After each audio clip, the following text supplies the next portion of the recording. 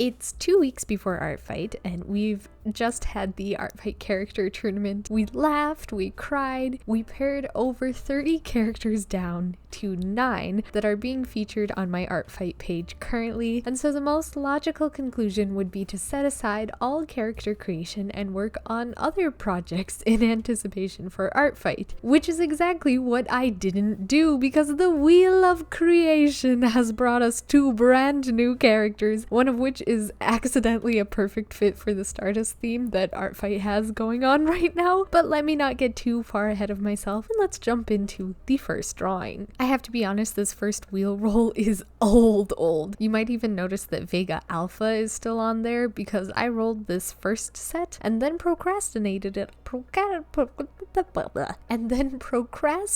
on it for a super long time because I didn't know what to do with it. So I rolled Alex, who is one of the teenagers, and then for the aesthetic I rolled Dwarf Core, which I was super excited for Dwarf Core, but I really wanted it for one of the Celestial characters so that I could make a Dwarf Core Knight, and it was going to be so much fun. But instead, the wheel has challenged me to come up with an idea of what Dwarf Core might mean for a teenager who maybe only has access to more modern clothing and maybe a sewing machine. So it was time to face my fears, and in step 1 of doing that, I had to figure out who Alex is as a person. So in the original drawing, Alex is a very standard teenage boy featuring the jock stereotype, which I at the time indicated with a sports ball jersey. For what team? For what sports ball? I have no idea. I don't do that. But immediately in my mind, I thought, actually, you know what? There is a huge amount of overlap between jock and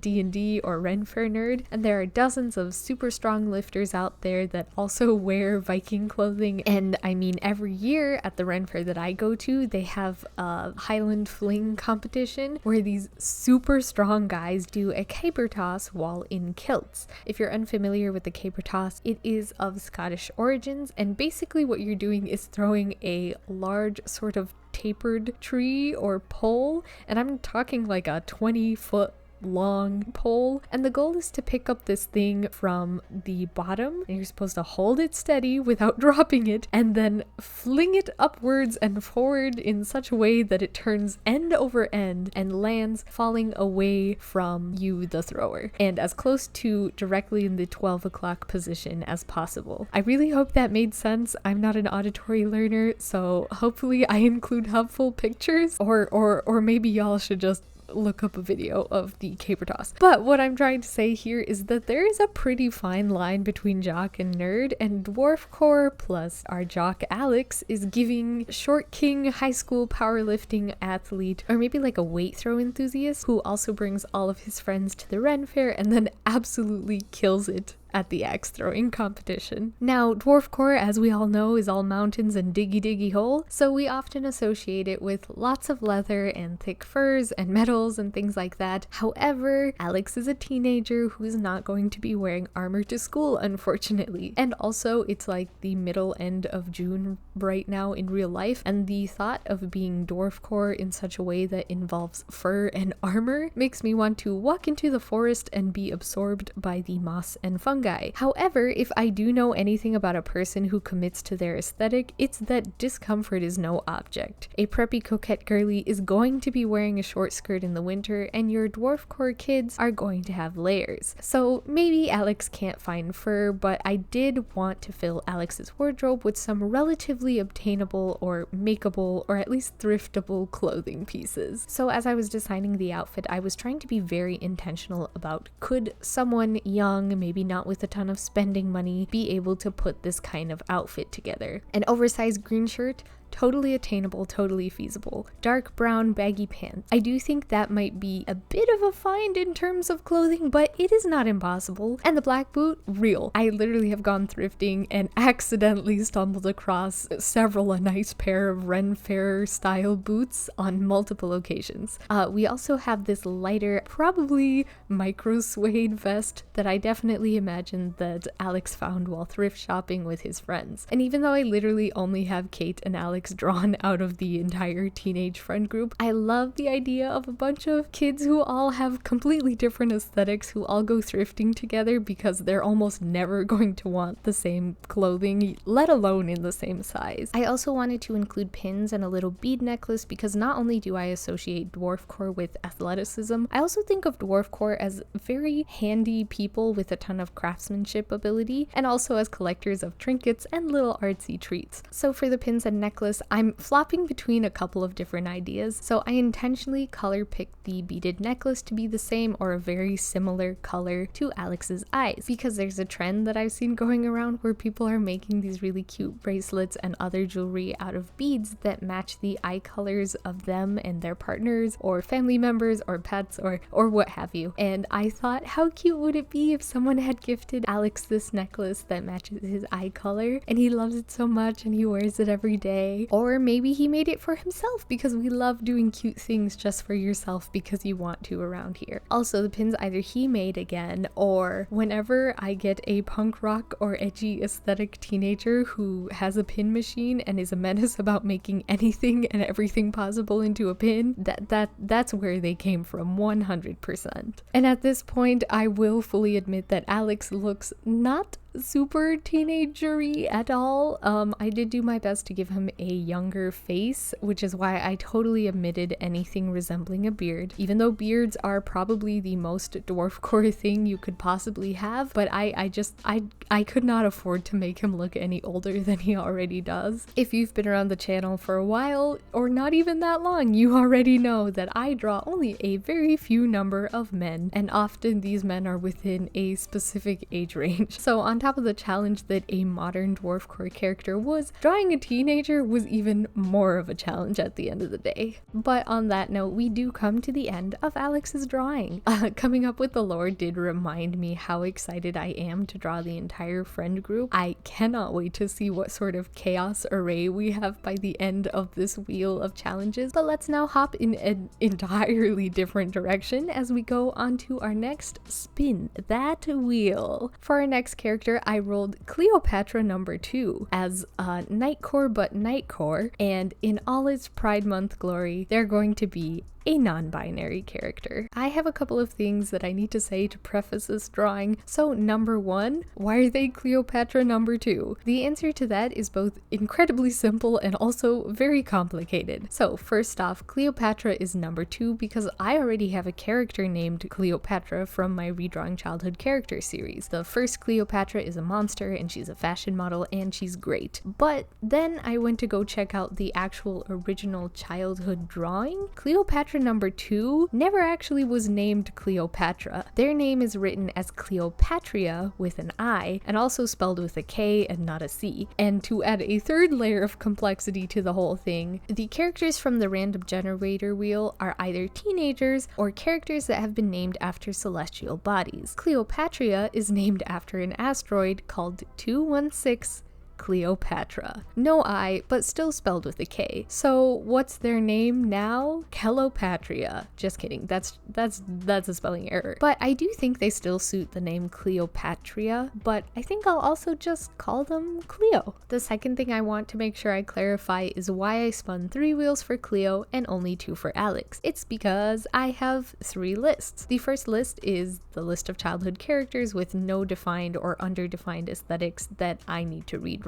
The second list is a bunch of aesthetics that you all recommended I try drawing. And the third list is a bunch of traits that you all commented that you would like to see in characters. However, some of the traits in the third list are 100% fantasy, like having tentacles or glow-in-the-dark features, so I don't want to accidentally roll them for a character who is supposed to be a normal modern-day human. So I saved that list for the Celestials, and it really results in a lot of very fun end products.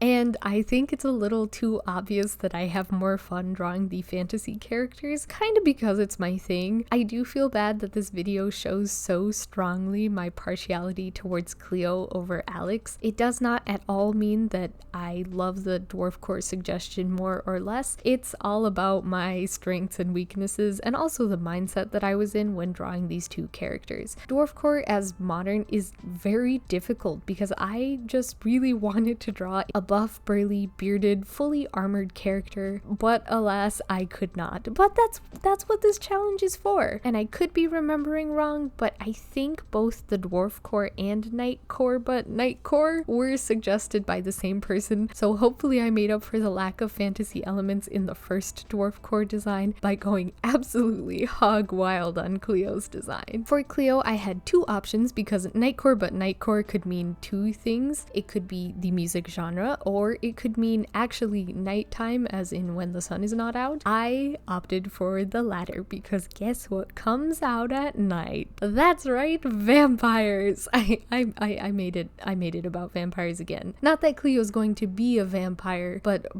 they do have some sort of blood moon magic going on that I cannot explain otherwise. Speaking of moons and celestial bodies, the asteroid that our lovely character here was named after, 216 Cleopatra, is an unusually elongated asteroid. Because of the irregular shape, it makes it very difficult for scientists to model 216 Cleopatra's orbital pattern. Asteroids that are this elongated shape can split into two pieces and create what is called a true binary system. However, 216 Cleopatra is spinning just slow enough that it does not split and remains as a contact binary. And I don't have the words for it, but insert something clever here about fate and how sometimes poetry goes along and just writes itself. But on the continued subjects of asteroids and also fate and the drawing of our Dwarf Core friend Alex, 216 Cleopatra does have two moons, both of which are named after the historic queen's children, and believe it or not, one of the moons is named Alex Helios. I promise you, I did not plan this funky fresh Alex Kleo combo at all. If I did, I would have added a third drawing to this lineup because the second moon of 216 Cleopatra is named Cleo Celine, and I do actually have a childhood character that I could redraw named Celine. And if I had planned ahead, I would have had that drawing done too, but I don't. I am just doing what the wheel tells me to do. So from the original drawing, I wanted to carry some elements over. I did want to keep a draped cloth element, heavy winged eyeliner, long black hair, and a golden head accessory of some sort. Obviously, since I was a wee child with a wee brain, I immediately made my character named Cleopatra have this sort of Egyptian adjacent undertones. Rightfully so, since the asteroid is named after the queen herself. However, I've literally just done an Egyptian themed celestial and it wasn't in the prompt, so I just opted for a full-fledged knight, very classic armor with a bit of the celestial flair that all these celestial characters have. But as a small nod to the origin,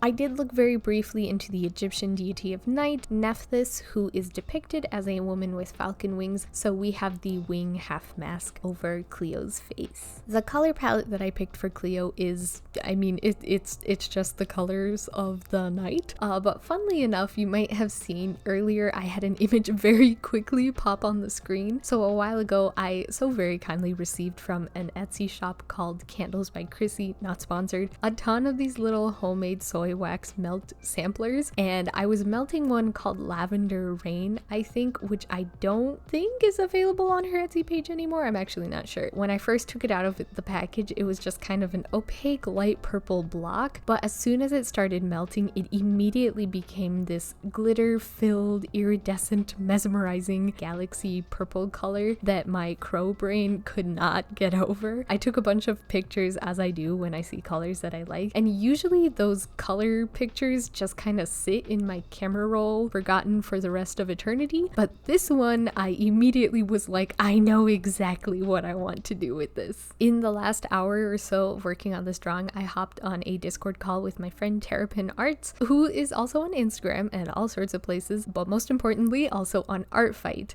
Last year, they made the rose thumbnail border art that I used when making my attacks, and they made another one for Team Stardust this year that I 100% will be using, so go bookmark Terrapin's characters.